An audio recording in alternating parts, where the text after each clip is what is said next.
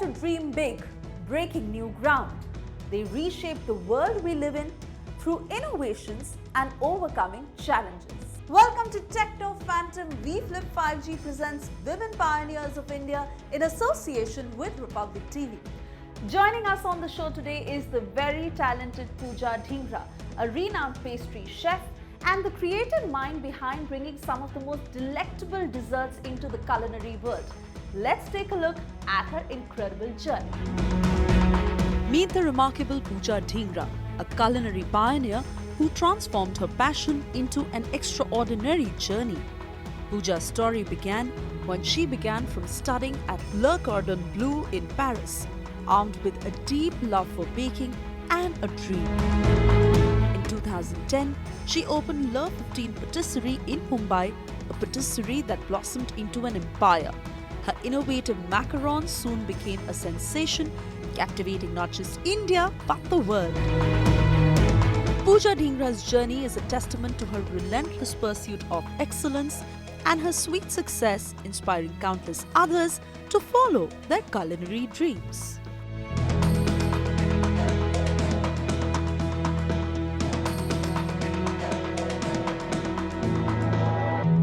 Pooja, welcome to TECNO Phantom V Flip 5G presents Women Pioneers of India in association with Republic TV. Before we deep dive into this conversation, we'll do a quick rapid fire round. Are you ready? Should I be scared? I love your laughter. So that's a good note to start on.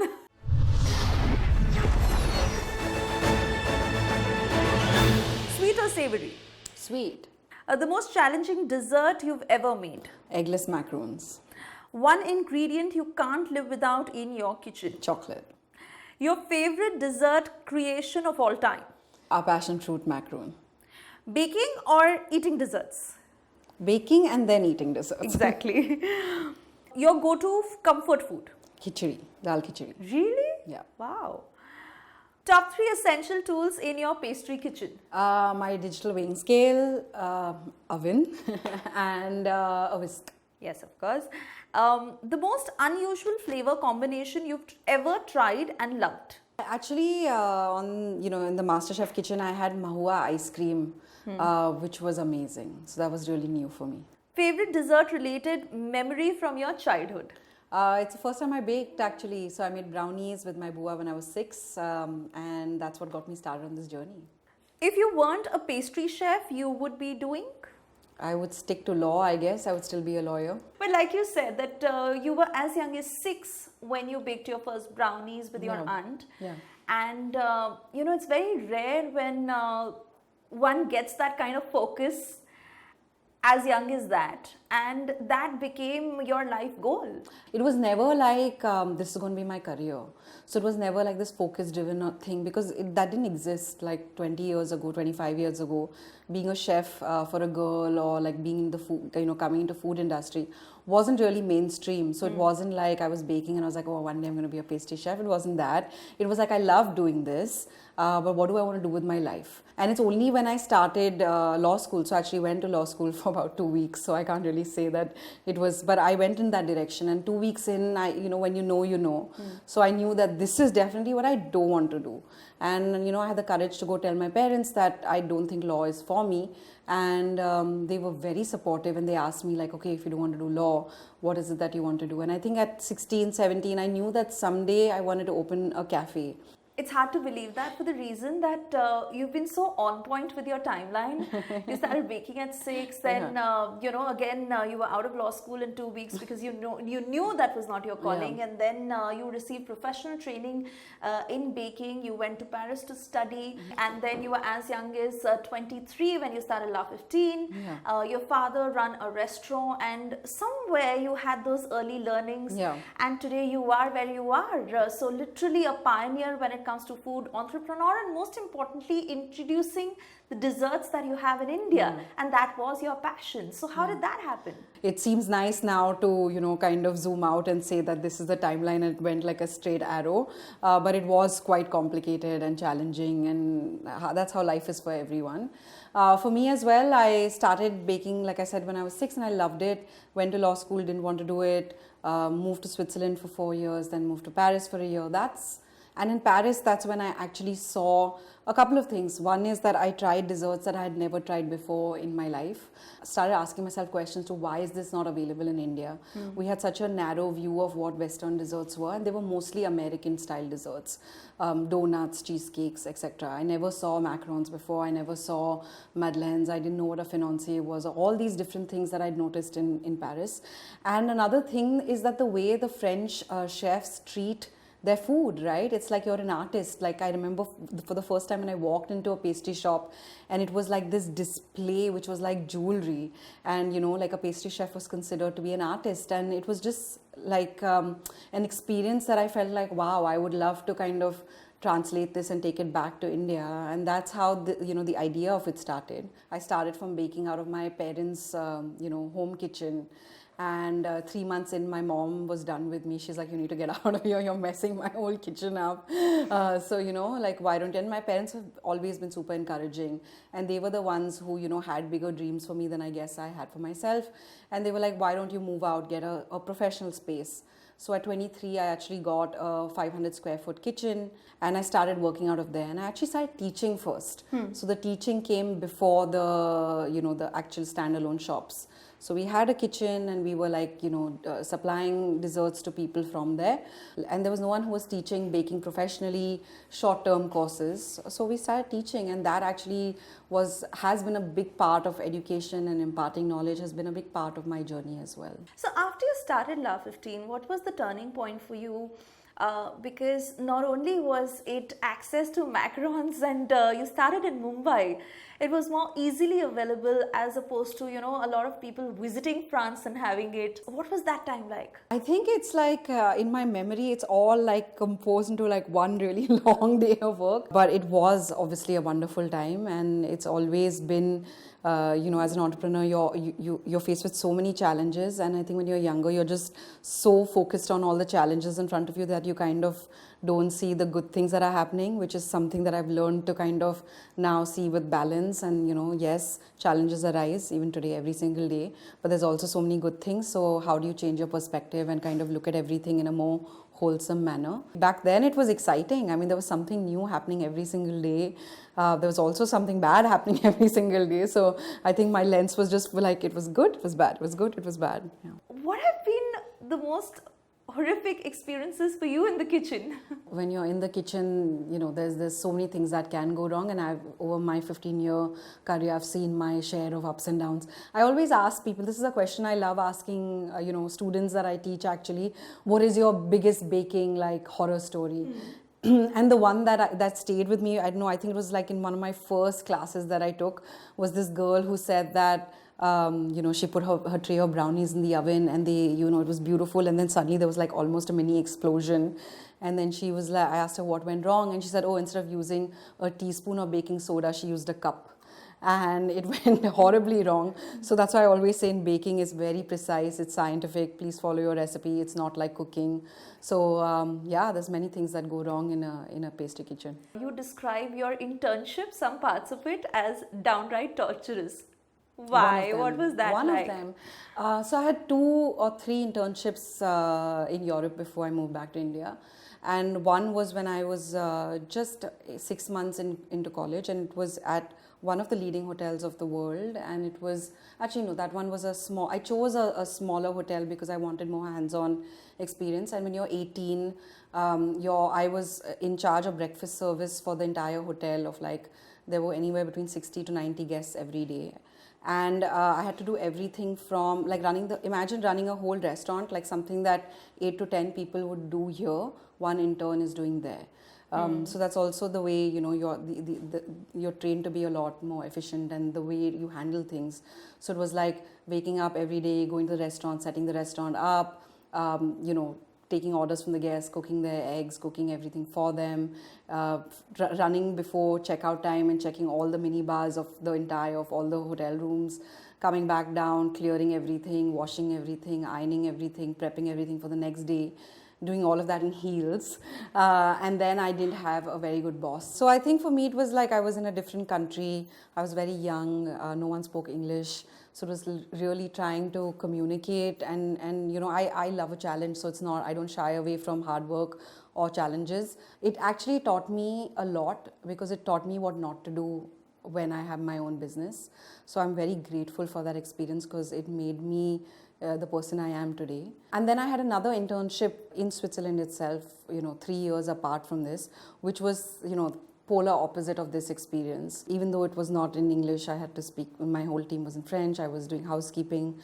That was a leading hotel of the world, but just the culture, the way everything was different. So both these experiences taught me a lot about entrepreneurship and leading a team and how people make you feel and what kind of person do you want to be, how you want to treat the people around you. So what not to do and what to do. If you were to say something to your younger self, what would that be? I want to say something to myself from yesterday also. Every day I'm learning something new and every day I'm like, okay, this is what my learnings were. No, but I think how young? What age? That girl who started baking at 6. Oh, she was too young. I would just tell her to have fun. No, if I had to tell myself, like when I just started LE15, I would just tell myself to take it easy, like not to stress so much. I feel that you will go through what you go through anyway. Times will be hard or good, but you stressing about a situation is not going to change the outcome of it. Be more solution oriented and find solutions for problems instead of just like festering and stressing about them, because that's going to be of no use. So just take it easy. Again, a large part of you is what we see on social media and television. And I think that hugely, and I'm sure you'd agree, has given the push to your career as a chef. Yeah, I would say that it is quite challenging finding the right balance. But it's also about figuring out and putting together a really good team of people around you. So I wouldn't be able to do half the things if I didn't have a really good support system in the kitchen, a team that I work with to make sure that I can do all the things that I do. And obviously it's taken a lot of time to get here. So initially, when you're starting something, it's smaller, you don't have that many people, you're doing everything by yourself. So it's a lot harder. And then as you learn, I think the biggest skill that you can learn as an entrepreneur is to delegate and to kind of put processes in place so that you don't have to personally be so involved in the nitty-gritties of the day-to-day.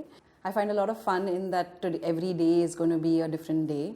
Some days, and I pull my creativity out from all the different roles that I play. So when I'm away from the kitchen, I'm actually most inspired and I want to come back to the kitchen. And that just fuels a lot of the energy into the different, aspects of my life. Pooja, while I've been resisting those macarons for way too long, which I'm going to have at the end of the show, I really want to ask you, outside of baking, what is it that you like? Oh my God, I'll be here for 10 hours just talking to you about that. No, there's so many different things, right? Like the one thing that is constant in my life is learning. I love learning about different things, different industries, how things work, and that's what I spend a lot of my time doing.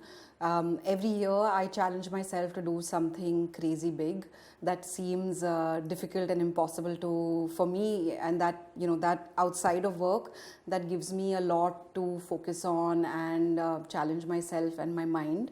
So these are strange things. I usually say that these things come to me, I don't choose them. For example, running the half marathon, I did that maybe 5 years ago, 6 years ago in Bombay. Speaking French in front of 5,000 French people in Bordeaux. So I had to go through a 1-year training program, learn how to speak French, and then go and do this whole thing. This year was climbing Mount Fuji in Japan. Wow. Last year was learning how to play the guitar. 1 year was dancing on stage. So I went for these hip hop, jazz classes for a while and did that. So I feel like I love that. I love challenging myself, because at the end of the day, it's your mind that you have to conquer, and once you conquer that, you can do anything. So every year I tell myself, okay, what are you going to do this year? And then I spend a lot of my time outside of work working towards it.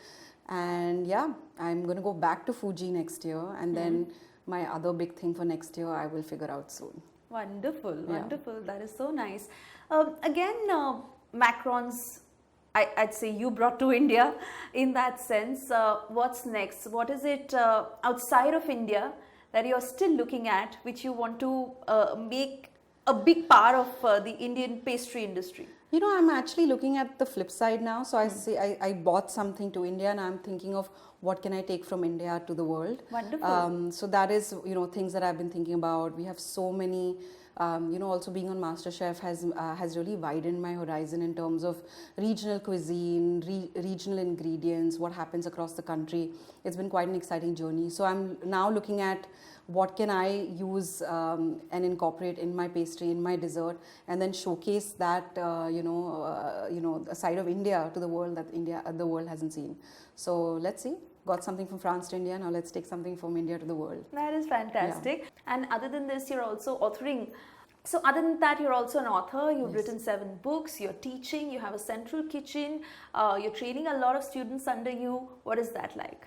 It's amazing. Like I said, I love sharing knowledge. I remember when I wrote my first book, a lot of people came and told me, oh, why are you sharing your recipes? Why are you giving out your secrets?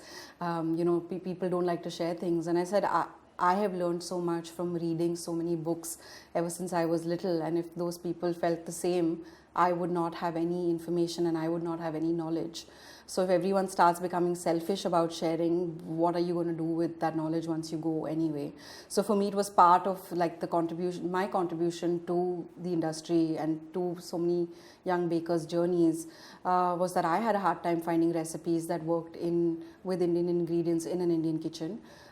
Because baking is not very traditional like Indian, right? So how do you work with your local butter? How do you work with your local sugar? How do you work? And I have done all the experiments, so I definitely wanted to share all of that knowledge. And that's why the book started, and that's why the classes started, and they will continue. The more I learn, the more I share. And while I understand that you started from a city like Bombay, but what do you think still in today's day and age are the challenges for a woman entrepreneur? You know, I feel that being an entrepreneur is challenging by itself. I feel that if anyone is starting a business, there's so many different hurdles that you have to face on a day-to-day basis. I can't speak for a gender by itself, but I know that the challenges I faced when I started were mainly also because of my lack of experience, and I can't say that it was specifically gender, but it was difficult to be taken seriously. 15 years later, I see a lot of young women who are in kitchens starting their businesses. So I would look at it more from a lens of entrepreneurial struggle rather than gender struggles. Most of the struggles for women start from us defining what we can or cannot do, what we can achieve, what we can't achieve. I know so many of us set boundaries for ourselves. You know, we're like, oh, we can only do this much and this is what's expected of me, and this is, I could have very well just said, oh, my family kind of wanted me to do law, and I can just continue on that path and not really define what my passion is or what my future for myself is. So I think for most women, the struggle actually starts making peace within. And I feel that once women really know what they want to do, like nobody can stop us. So I think that just aligning yourself with yourself is the first step to reaching anywhere. Okay, Pooja, how do you think technology empowers women to challenge and shatter traditional gender norms and empower women to take control of their life? I think for me, technology has been like my, my best friend, and has helped me in my journey. It started from, like 13, 14 years ago, just having a smartphone and being in your kitchen and, baking a cake, taking a picture of it, posting it online, and, people seeing it and saying, oh, I want to order that cake. I think for me, very early on, I realized that is what technology can really do. It can open up a world beyond, the world that you know. Today, someone sitting in the US can order a cake from us to send it to somebody somewhere else. It just makes life so much easier, so much better. So I think for me, it's about, and also like when you're technology in different parts, one is from a marketing social media angle, one is also just the back end of the business, right? How do you run a business when you can't physically be present? How are all your teams connected? So I think it's this connection of your entire world from the back end to the front end that comes together, where technology plays, of course, a key role. And as we wrap this conversation, for all your viewers watching you right now, for all those girls who want to be like you, what's your message to them? A couple of things. One is definitely don't let anybody tell you what you can or cannot achieve. If you start believing the advice of others, it will be, listen to your, I think you have a great like internal navigation system. Pay close attention to it and listen to it. Second is very important is patience. We look at different people's success stories and we think we want that and we want that now. But it's very important to know that nothing is built in a day and everything takes time. And there will be really hard days and there will be days where you will question yourself and you'll question your journey. And you have to know that that's just part of the journey and part of the process and will only make you stronger. And don't forget to have fun. I think joy is really in the journey.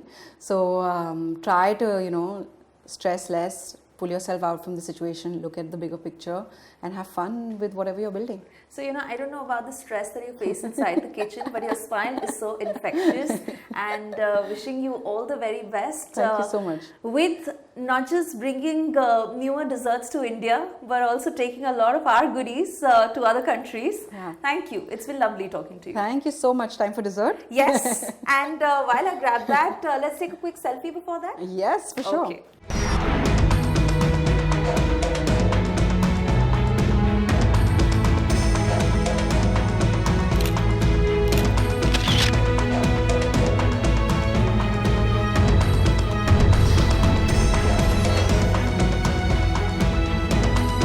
I had 2 or 3 internships in Europe before I moved back to India. It actually taught me a lot because it taught me what not to do when I have my own business. So I'm very grateful for that experience because it made me the person I am today. That was Pooja's story of breaking barriers and shattering stereotypes. We'll be back next week with yet another incredible story. Until then, stay tuned to TECNO Phantom V Flip 5G presents Women Pioneers of India in association with Republic TV.